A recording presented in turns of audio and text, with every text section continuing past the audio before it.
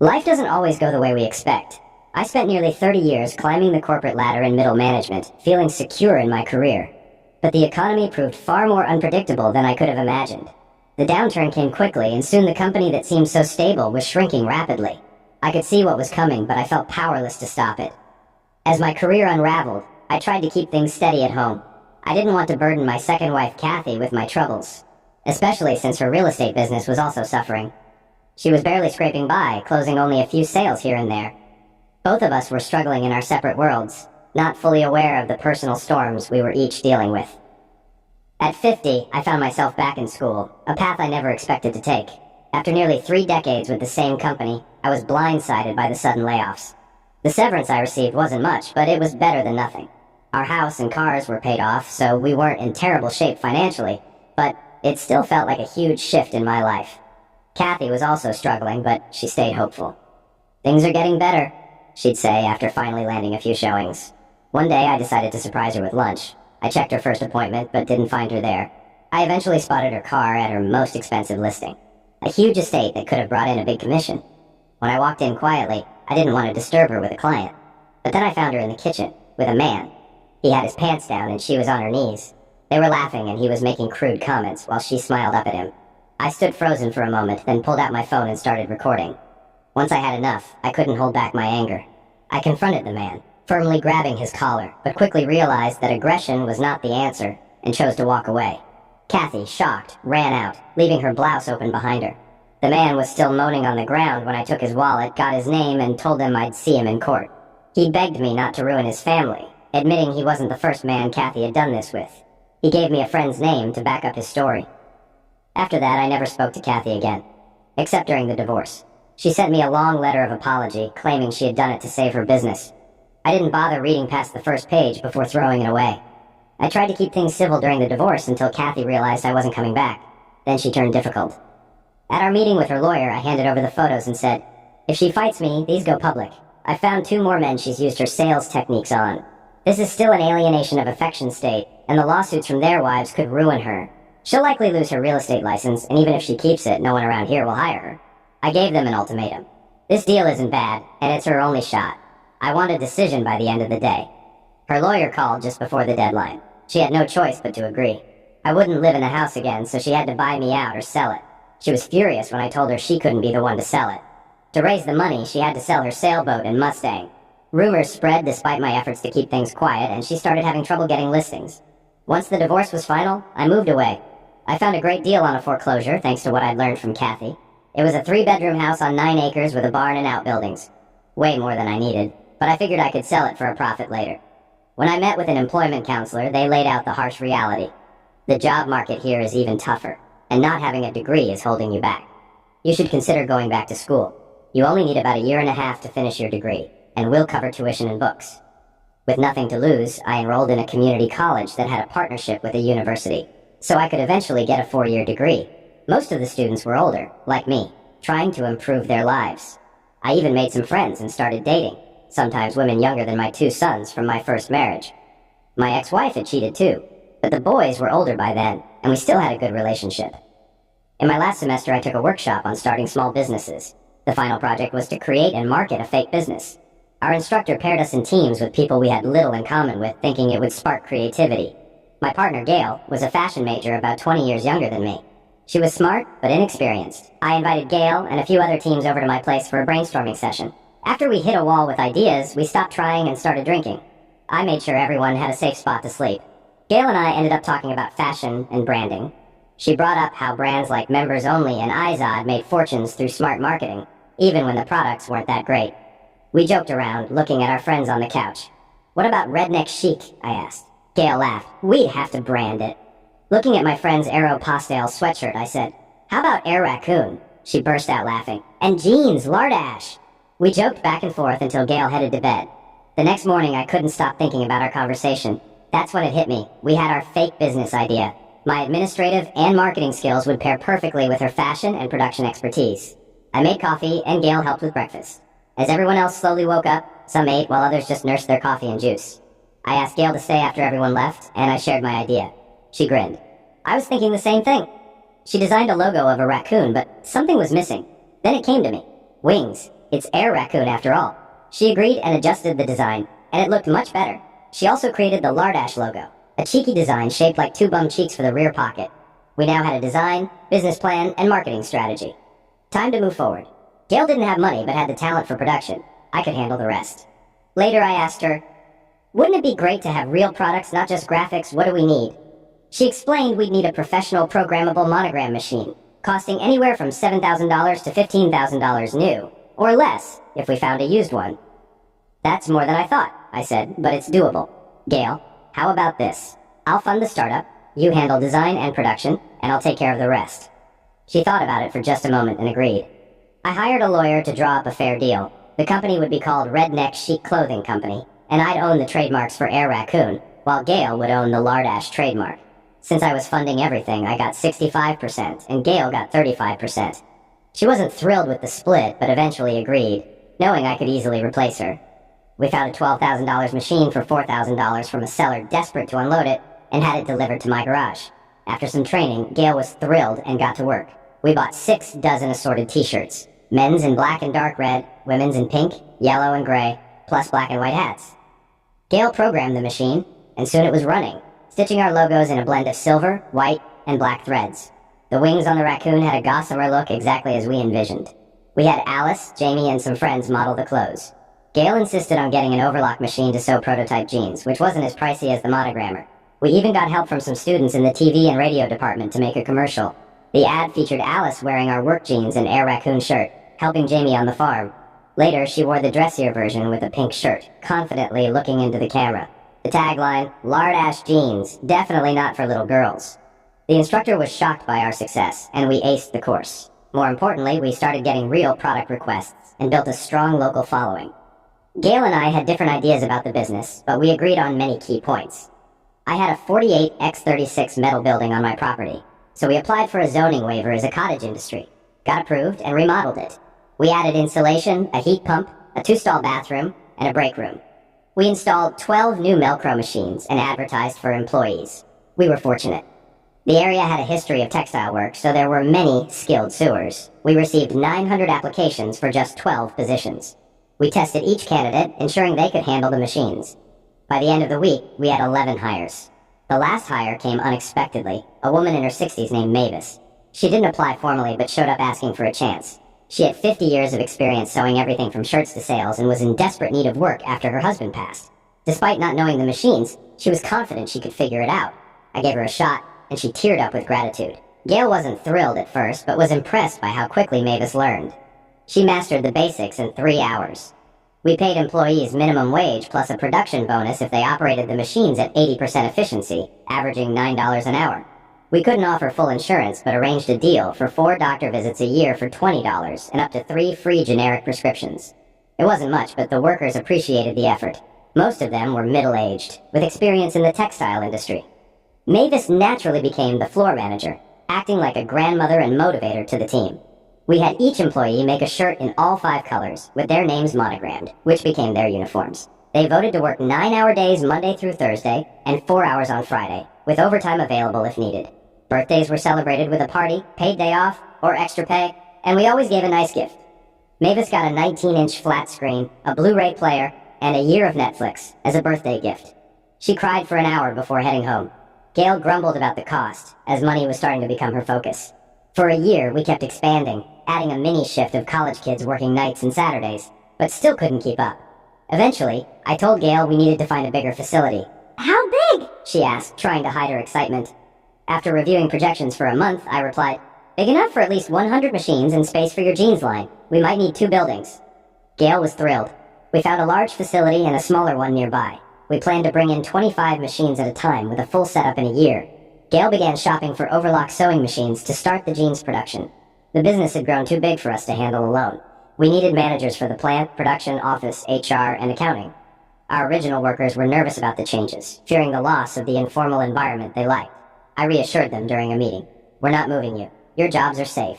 I'll still be around, and Mavis Turner will manage day-to-day operations starting Monday." Everyone cheered. Mavis was a natural leader and had already been solving many floor problems. She was hesitant at first, but accepted the role when I doubled her pay.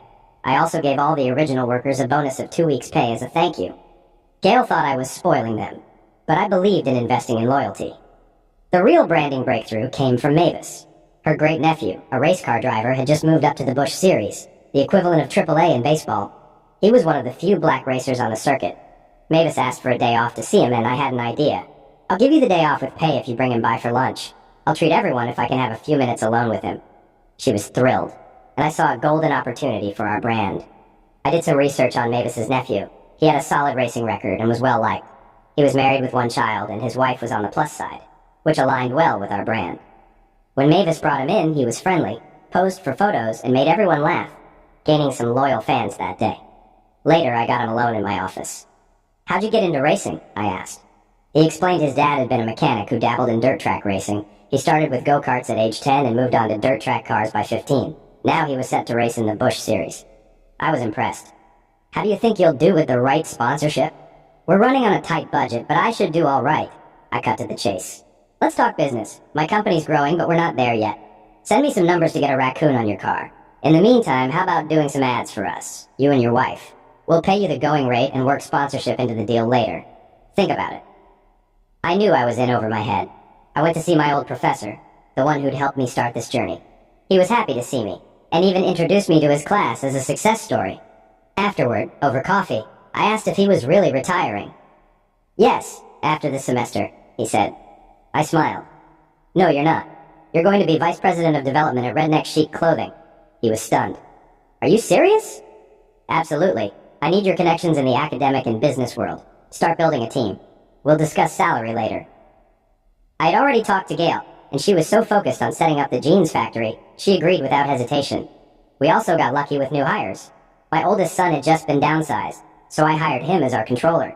He and his pregnant wife moved into a house I leased as a signing bonus. She became my personal assistant. Gail then introduced me to her aunt Amaryllis, who preferred to be called Amy. At 46, she was fit, professional, and very attractive. Without realizing it, I had hired her as our office manager. I figured even if she wasn't the best at the job, it'd be nice to have her around. Sexist, I know. Finally, my youngest son joined us as our materials manager. We didn't need a warehouse yet, but with bigger plans on the horizon, it was only a matter of time. We held a meeting with the key team: Gail, Amy, Ralph, my old professor Barry, our lawyer Greg, my son Jerry, and me. We needed to establish a chain of command to expand the company nationally. I was named CEO, Gail became VP of the jeans division, Ralph would manage the t-shirt plant, Greg and Amy would oversee the office, and Jerry would focus on streamlining materials and potential warehouse issues. Debbie, Greg's wife, would help with expansion projects. We set salaries and agreed on profit sharing, though there were no ownership options yet. Our sales were booming, and we struggled to keep up. The first 25 machines were online, and for a brief time, we were ahead of schedule. Betty, one of the original workers, was promoted to manage the new section. Barry suggested we incorporate and consider going public, but I wasn't thrilled about it, especially since we didn't manufacture our own shirts, which were foreign-made. Jerry came to me with an idea. Why not make our own shirts in the US? He explained there were plenty of empty factories and skilled workers, plus government incentives to hire older workers. After reviewing the costs, we found it would add about 75 cents per shirt. Gail and Barry weren't on board, but both sons, Amy and Ralph, thought it was worth exploring, especially with the Made in America appeal. Debbie had just given birth to our first granddaughter, so she couldn't travel. I went with Jerry and Amy to visit potential locations. We found a perfect mid-sized building in a rural area that used to be a shirt factory. The local governments offered grants and incentives, making it an attractive option. However, Gail strongly opposed it, pushing for outsourcing to China for higher profits. I refused, saying, "This company will never move out of the country. It's about pride, not just profit." Jerry later pointed out that even if we made shirts here, the fabric would still come from China. However, he had a solution. A nearby American fabric plant that could meet our needs, adding about 50 cents per shirt, but making the product 100% American-made. Together, these changes would increase costs by $1.25 per shirt. Ralph and Amy supported raising prices to match the higher quality. Gail continued to object as she sourced her denim cheaply from Malaysia, boosting her division's profits. We started to disagree more frequently. At 24, Gail had changed. She wore designer clothes, expensive jewelry, and drove a Lexus. Her focus had shifted, and it was clear that money was clouding her judgment. Since Debbie ran errands for me, I gave her my company SUV and drove my truck to work. Ralph got the same SUV model, thinking we'd get a better deal buying too. Amy called me for a meeting. She had taken over HR after our original hire got caught in a pill sting, which we didn't expect. At 53, Amy had the right qualifications and was now managing HR for 225 hourly workers and 40 salaried employees across our operations. It was time to implement a health plan. Amy invited me to the sewing plant, where she had been staffing the operation for 6 weeks. The plant was almost ready to produce its first shirts, though still not fully staffed. I flew in on Friday to check on the progress. Amy greeted me with a big hug at the airport, and I realized how long it had been since my last relationship. It had been 4 years since my split from Kathy, and 3 since we started the company. I hadn't dated in almost 2 years. Noticing me glance at her, Amy teased, "What are you doing?" I blushed. "Just enjoying the view." She laughed, joking that some people thought I might be gay. We arrived at the plant, where I noticed tents and a crowd gathered. It turned out to be our first annual company picnic. Amy introduced me to the employees as the founder and CEO, and I was touched by the applause. I made sure to talk to each employee and their families.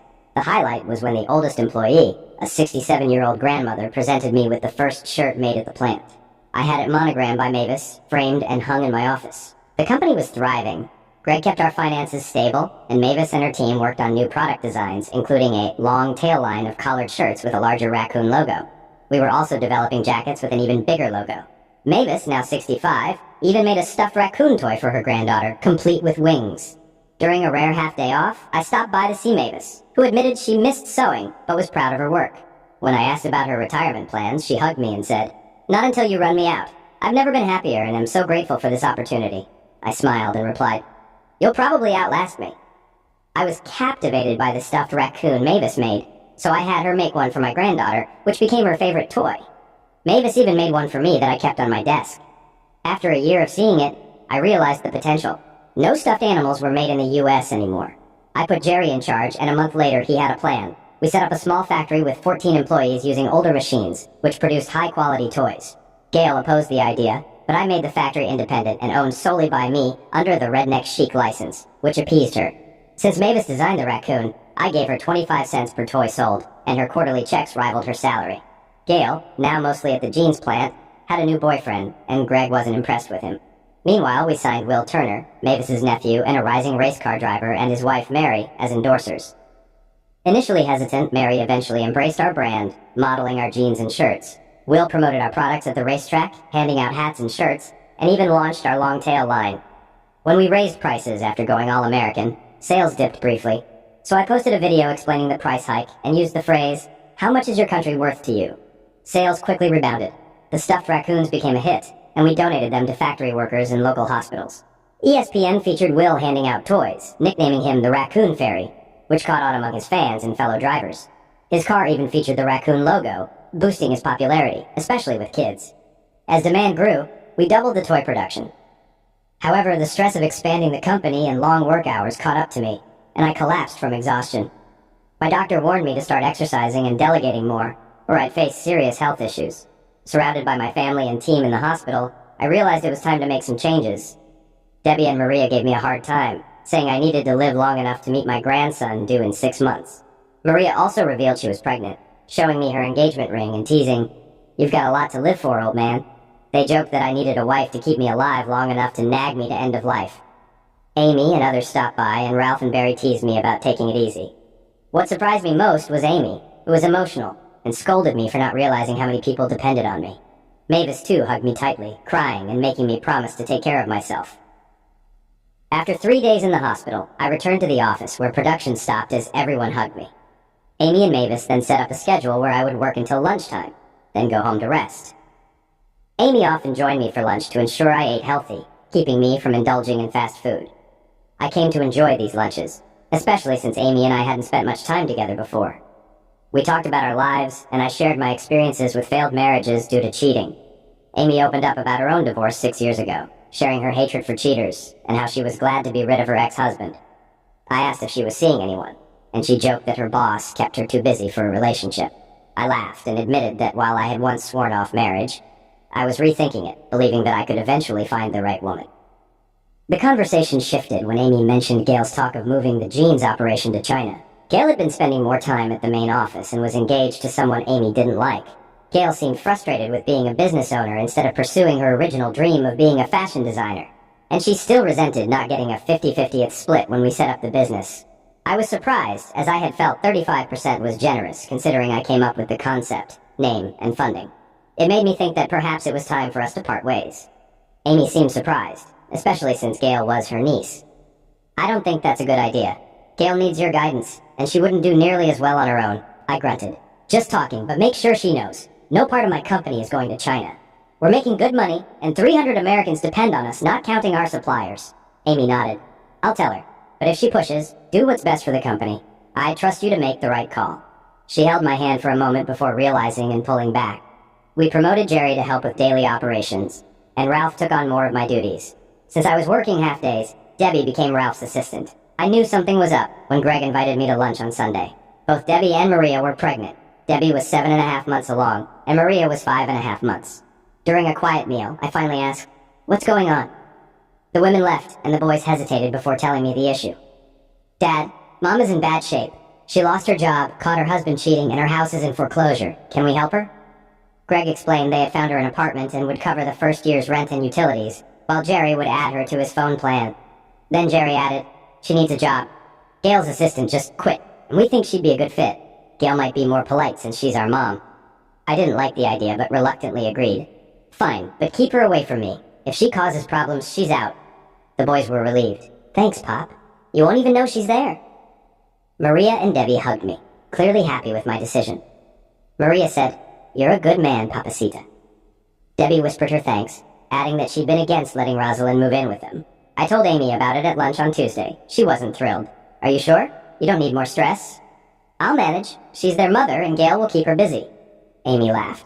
Gail wasn't happy, but I used all my HR skills to get her to accept it. She's calmed down a bit since. Rosalind arrived the next week and immediately started complaining. Her apartment was too small, the commute was too long, and she didn't like Gail. Greg and Jerry had a talk with her. "We're doing our best, Mom. If you don't like the apartment, you can move, but you'll have to pay your own rent. Gail can be tough, but maybe you can be a good influence. If you can't handle it, we'll help you find another job." That shut her up. She knew she wouldn't find a better job, and the thought of paying her own way didn't appeal to her. I saw her 2 weeks later at a meeting. She'd gained some weight, had shorter hair, but still had those striking blue eyes. She greeted me. "Zach, how are you?"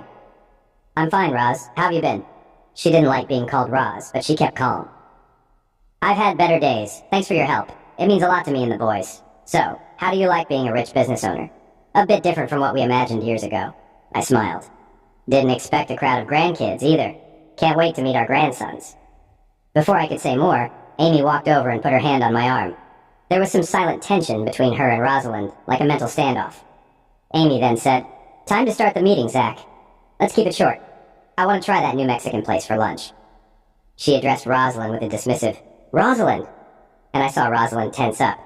Trying to lighten things, I said, "Let's get to business. I'll see you at Jerry's house for lunch on Sunday." Amy gripped my arm tighter when I mentioned it, and I began wondering, was she jealous? During lunch, I caught Amy's eye a few times. She asked, "What? Do I have food on my blouse?" "No, just a question. Do we still contribute to the Giles Center? If so, can you get me 2 tickets to Jersey Boys?" She nodded. "I'm sure I can arrange that." "Great. Now a business question. If I take an employee as a date, would that be an issue?" She looked serious. "I wouldn't recommend it. Relationships with employees can lead to trouble, especially if they end badly. Don't mix business and personal life, Zach." I pretended to be disappointed. "Too bad. I was hoping you'd go with me. I know you love musicals." She nearly choked on her tea before recovering. "You'll pick me up at 6. We'll have dinner at a nice restaurant I choose, and we'll attend the show as corporate officers, supporting the center. This is strictly a business event, not a date. Clear?" "So that's a yes?" I asked. "Yes, now finish your lunch. And don't touch the salt shaker or you won't be able to applaud on Friday." I sent her flowers on Friday with a card reading, "In appreciation of a loyal employee." Strictly business, of course. Debbie heard about the flowers and confronted me. "Flowers for Amy? You romantic." I tried to downplay it. "Just a gesture of appreciation." Before she could say more, Maria burst in. "Is it true?" she asked Debbie, who nodded. Maria grinned and said, "Just so you know, Amy took a half-day vacation, so did we. We're going for a spa treatment and shopping. You better appreciate this." Maria cut me off. "Give it up, Pop. She's been into you for about a year. She nearly collapsed when you got sick. Men are clueless. I've seen how you look at her when she's not looking. You want her just as much." Debbie jumped in. "Don't screw this up. If you do, Sunday lunches with your grandkids will be a thing of the past." I leaned back and smiled. "What happened to my right to privacy?" "Long gone. Good luck, Papacita." Maria laughed as she and Debbie left. I sent Amy flowers Friday morning with a card that read, "In appreciation of a loyal employee." Strictly business, of course. Within 45 minutes, Debbie stormed into my office. "Flowers for Amy? You romantic," she teased. I shrugged. "Just a gesture of appreciation, no big deal." Maria then charged in, grinning. "She took a half-day vacation, Pop. So did we. We're all going for a spa day, followed by shopping. You better appreciate it." I tried to protest, but Maria cut me off. "Face it, Pop, she's into you and you want her too." Debbie added, "Don't blow this. You need her, and she needs you. Plus, we could use a better mother-in-law." I gave in. "Anything else?"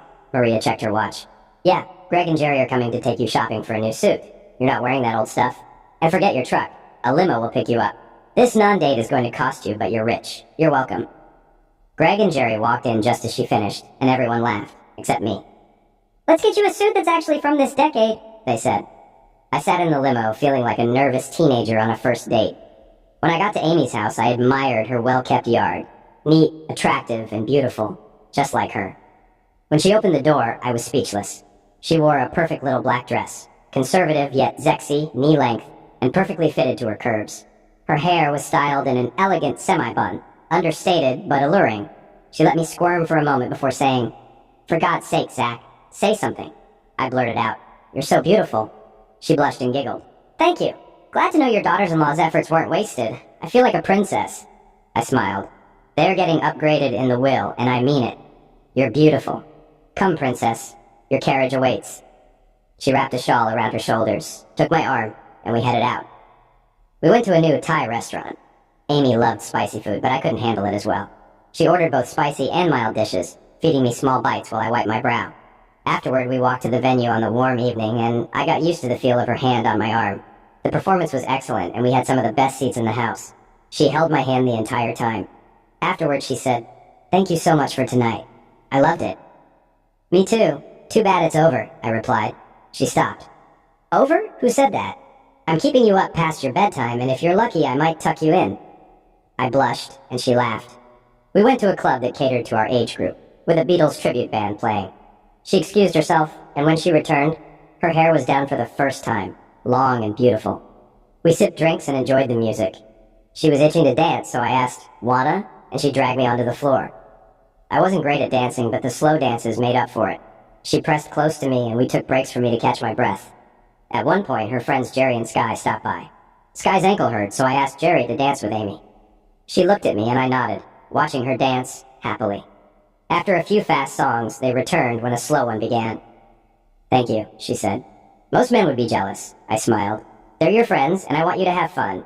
But if it were a stranger, I'd expect you to say no. If you're with me, you're with me." She giggled. "I'm with you, honey." We had coffee with them afterward, and they gave us a card for their dance studio. Before we left, we signed up for lessons. In the limo, I told her, "You don't need lessons. I used to teach part-time. It'll be fun, and dancing with the same partner makes you better. Plus, it'll get you in shape, better than bowling," she said with a smile. I didn't mess things up by trying to come in after walking Amy to her door. I did get a few nice kisses, which was enough for now. On Sunday, before Rosalind arrived, the girls teased me, and the guys asked if I'd scored, while their wives playfully scolded them. When Rosalind arrived and saw the smiles, she asked, "What's everyone so happy about?" Jerry grinned and said, "Pop went on his first date in over 2 years and had a great time." It wasn't entirely true, but no one corrected him. Rosalind didn't seem amused, which dampened the mood until Ashley, their 2-year-old, woke up and lightened the atmosphere. Rosalind noticed Ashley's raccoon toy and commented, "How cute, it looks familiar." Jerry explained, "It's from our company. We make them near the shirt factory and sell them online and in select stores. We've sold quite a few." Rosalind rolled her eyes. "Great, more money for you." Jerry, clearly offended, explained, "Actually, it's a non-profit foundation. Every dollar after cost goes to the Wounded Warrior Foundation to help disabled veterans with things like ramps, guide dogs, and housing modifications." I wished he hadn't mentioned it. We didn't do it for the recognition. It all started when Jerry's best friend, who lost both legs in Afghanistan, needed help. We built ramps for his house, and it led to the idea of creating the foundation. Gail insisted we keep it separate from the business so it wouldn't affect her earnings. Bob, Jerry's friend, now works for us and oversees donations. Rosalind apologized, and the rest of the afternoon went smoothly. On Monday, I received an email outlining the events I'd be attending to represent the company. Fridays and Saturdays would be busy for a while. I was still working half days and considering making it permanent. Amy joined me and Mavis for lunch, but didn't bring up the weekend. She asked if I'd seen the memo about more community involvement, which I had. When Amy kissed me goodbye and called me honey, Mavis's eyes widened, and she immediately pounced. So, you and Amy? About time. She loves you, you know. I raised my hands. We're just friends. No one's talking marriage. Mavis gave me a look. Uh-huh. Well, when that wedding happens, I'll be sitting on the groom's side. Later, Mavis hinted that she and the girls were working on something but wouldn't tell me what. On Friday, she made sure Amy was with me for lunch, and I knew something was up. After lunch, Mavis invited me to the shop, where the girls were grinning. You told us to experiment, so we did, Mavis said. Get ready for a fashion show. The fashion show was mostly grandchildren, ranging from 8 months to 6 years, all wearing clothes with our logo. I'd thought about a children's line before, but never had time to develop it. Mavis knocked me to it, and I was impressed. The designs were clever, like a jumper on the 8-month-old with a raccoon in diapers and a dress on a 6-year-old featuring a mother raccoon with her babies.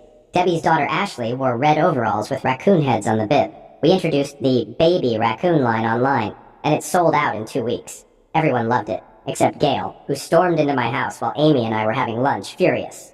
You a-hole, I'm the designer, she yelled. We were stunned. I tried to reason with her. No one's undermining you. I asked about a kids line 2 years ago and you focused on jeans. Now feel free to design as much as you want. She ranted some more and left. Amy sighed. She's losing it. Her husband's spending money they don't have, and she can't say no. He knows she has millions, but doesn't understand the difference between working millions and spending millions. Worse, he talked her out of a prenup. I was shocked. There's a clause in our agreement that requires a prenup to protect the business. What was she thinking? Meanwhile, things between Amy and me progressed nicely. We attended concerts, plays, and sporting events, including races. Will was winning consistently and had a shot at Rookie of the Year in NASCAR. We expanded our monogramming and shirt factories to keep up with demand, and Forbes featured us on the cover as a true American success story. As Amy and I grew closer, Gail's marriage began to deteriorate. I could sense trouble coming. We attended the annual picnic at the shirt factory. The food was great, and the employees, mostly women, competed fiercely in the dessert contest. Prizes ranged from $50 to $250, and the winner was a coconut cake.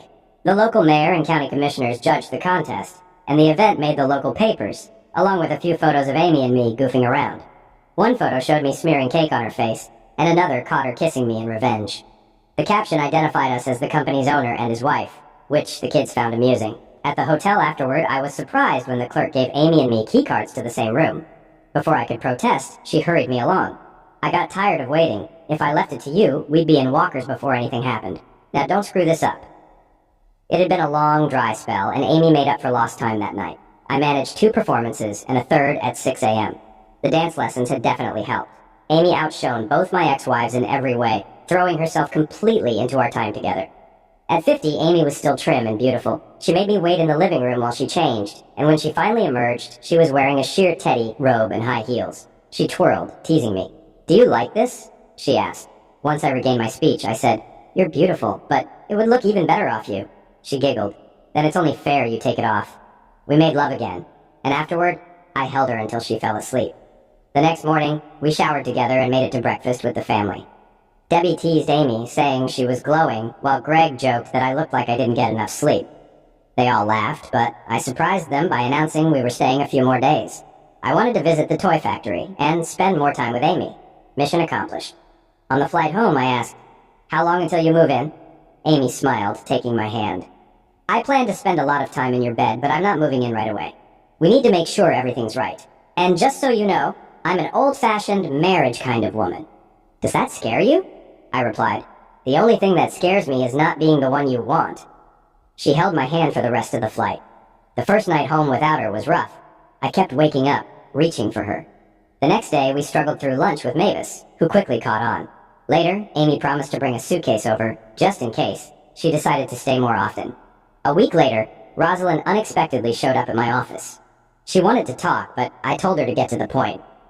After some fidgeting, she finally began reminiscing about our past and asked if we could start over. I cut her off, reminding her of her affair, the hurtful things she said, and how she tried to screw me over in the divorce. I told her that too much had happened, and that we couldn't go back. I advised her to be grateful for what she had. Before I could say more, Amy walked in and coolly acknowledged Rosalind. Lunchtime, honey. Should we have Mexican delivered to the house later so we can relax? Rosalind sat speechless, and I couldn't help but enjoy it. Taking Amy's hand, I said, Roz and I were just talking about old times, but I'll save the rest for another day. See you Sunday. We left before Rosalind could react. At lunch, Amy noticed the look on my face. What's on your mind? Everyone knows we're together. I knew she was in your office as soon as your door closed. She needs to learn. I don't share. If she thinks otherwise, she needs to find a new playground. I protect what's mine. I grinned. So, I'm yours? Her expression softened. Yes, you've been mine since the hospital when I realized I was falling for you. Can you handle that? I'm out of my league, but I'll spend as long as it takes to make you happy. She ran to the restroom in tears, but her kiss when she returned told me I hadn't messed up. I started looking for a ring while she talked about redecorating. I told her anything was fine, as long as she left my office alone. We were both happy. 2 weeks later, while I was browsing honeymoon brochures, my secretary called. There's a woman here who says she's your wife. I was confused. Everyone knew Rosalind by now, and Amy hadn't said yes yet. I thought it was a joke until Kathy walked in. Hi, Zach, surprised? She asked, dressed to impress. More like disappointed. Why are you here? Her smile faded. I wanted to apologize. Remember my letter? I never read past the first line. Why? She asked, trying to stay composed. Because I was in too much pain. I loved you for 6 years, but then I found out you've been sleeping with clients for commissions. That's what some people call being paid for sex. She struggled to control her temper. What do you want, Kathy? She admitted she was broke, having sold her house to keep her business afloat, but it failed anyway. Rumors about her spread, and she lost clients. Now she had no money left and asked for help. Part of me felt some satisfaction, but another part felt pity. I wrote her a check. This is for the good years we had, but you need to leave town. I'm proposing to my girlfriend today, and I love her more than I thought possible. I'll try to remember our good times. Her eyes widened at the check, but I cut her off when she tried to thank me. Just take it. I wouldn't be here if you hadn't betrayed me. Your actions pushed me to find success.